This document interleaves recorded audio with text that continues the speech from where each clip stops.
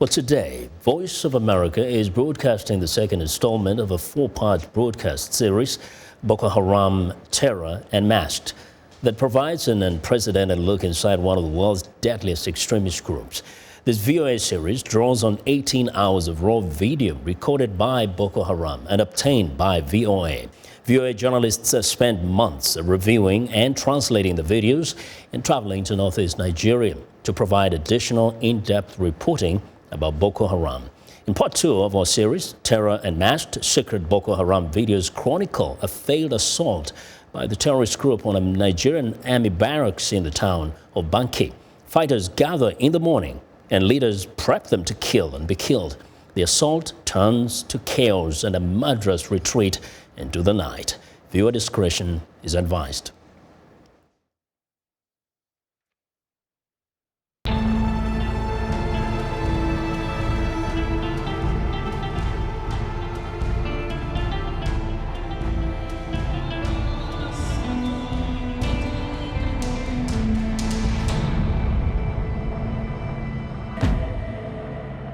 Outside a remote village in northeast Nigeria, Boko Haram fighters prepare for an attack.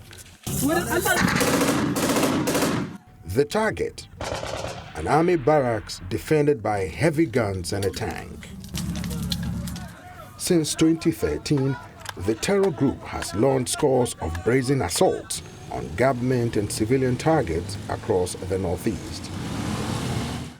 More than 18,000 have been killed in the fighting.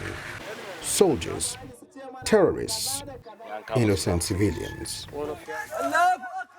This video, recorded by Boko Haram but never publicly aired, was obtained exclusively by VOA. It provides an unprecedented look inside a Boko Haram assault and the deadly consequences for Nigerians who crossed their path.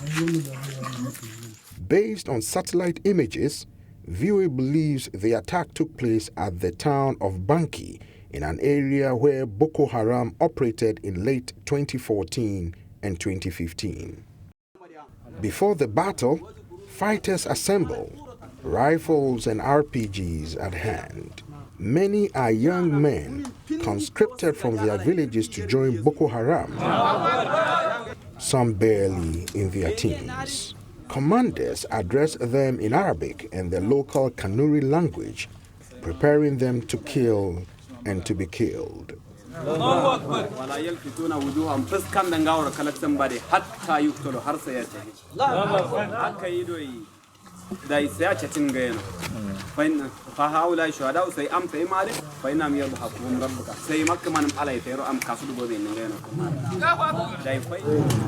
Yaya na sa wanda rata kirkin daima hutu da ne bayanin diana kuto andura aya da sai In their distorted version of Islam, any unbelievers deserve to die. Leading the attack are 4 commanders dispatched from Boko Haram's high command.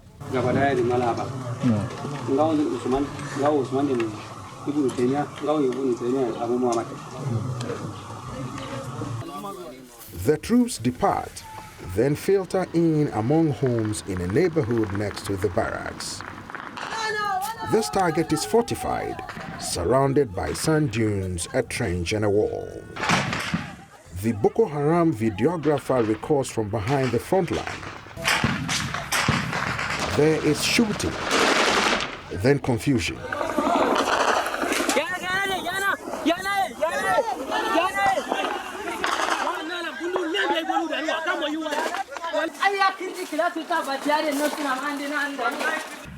The tank guards the entrance. Attackers struggle to get an anti-aircraft gun to work. Heavy return fire from the barracks. The shooting continues to dusk, then subsides. Some attackers wander off. For years, Boko Haram fighters overran poorly equipped Nigerian garrisons. But these troops prove up to the fight. Boko Haram casualties mount, and the barracks defenses appear to hold. In the next sequence of Boko Haram video, the militants begin to scavenge. They interrogate a local leader about food, money, anything else of value.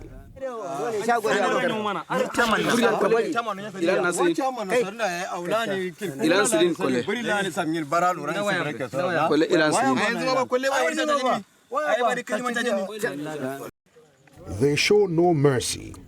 The leader who was questioned is soon dead, along with others. This is a story all too familiar to Nigerians in the Northeast.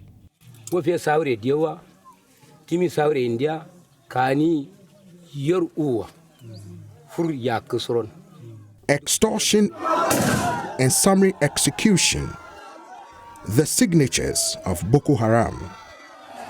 And when they capture a village, interrogations to extract information about the loyalties of loved ones who fled. Boko Haram's campaign of violence has shattered lives, displaced millions, and destroyed the social order in northeastern Nigeria. How is Islam twisted to justify such suffering?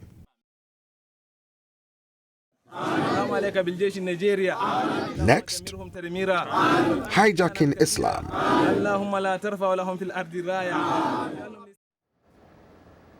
Well, throughout its 7-year insurgency, Boko Haram has attacked government and civilian targets to win territory and instill fear across northern Nigeria.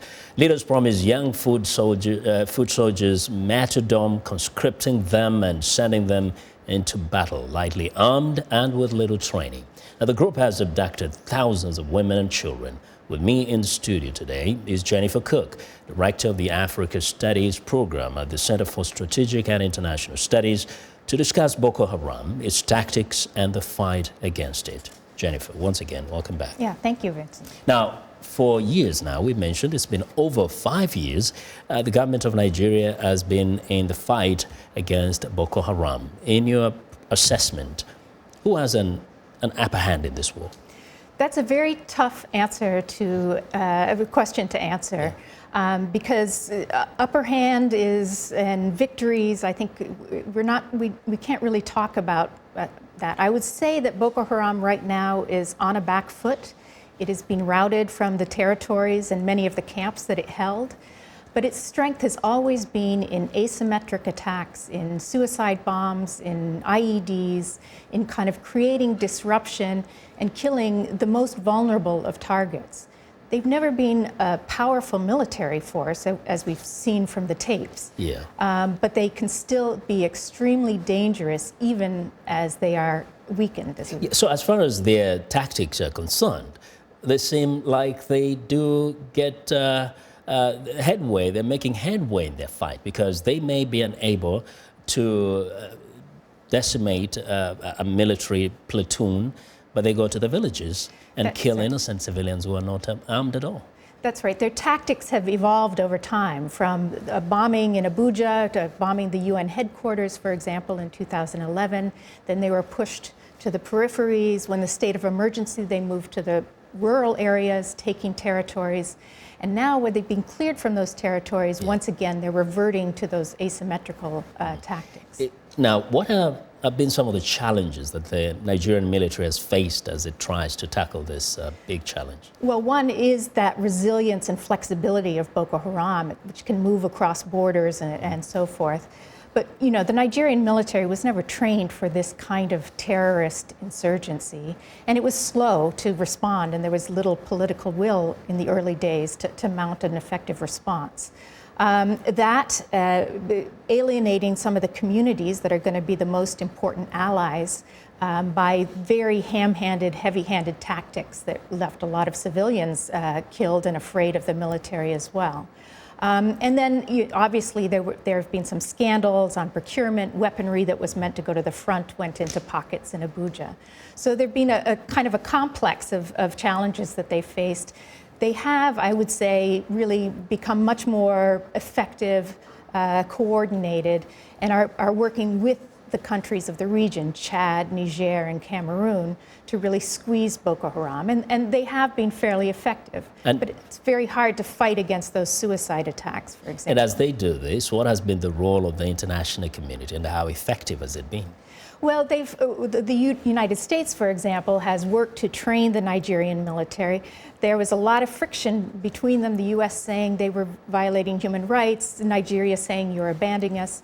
I think the most important thing right now is supporting those that regional task force to be coordinated so that Boko Haram is boxed in and can't kind of use borders to go and regroup and then rebound. So very quickly, what's the best way forward? Are there lessons that have been learned, or do you think there are lessons that need to be learned now? Well, we have to know that they can be resilient. Even if on their back foot, they can bounce back. And that's why you need that regional coordination. You have to cut off their sources of financing, whether it's international or domestic. You have to work with communities because they will be your best allies. Right now, the region is in the midst of a terrible food crisis. You have to help those that are in emergency need, but also build an economy and a culture of governance that will eliminate the drivers. Yeah, Jennifer, we do appreciate very much your insights. Thanks, Vincent. Well, Jennifer Cooke is the director of the Africa Studies program at the Center for Strategic and International Studies. Now, across Nigeria, Boko Haram has left a trail of death and destruction, all in the name of religion. But how can Islam, a peaceful faith, justify such brutality? Wednesday, in part 3 of our series, Terror Unmasked, VOA traces back Boko Haram's extremist origins and why clerics condemn their version of Islam as a sham. For more details on our special report series on Boko Haram, visit voanews.com.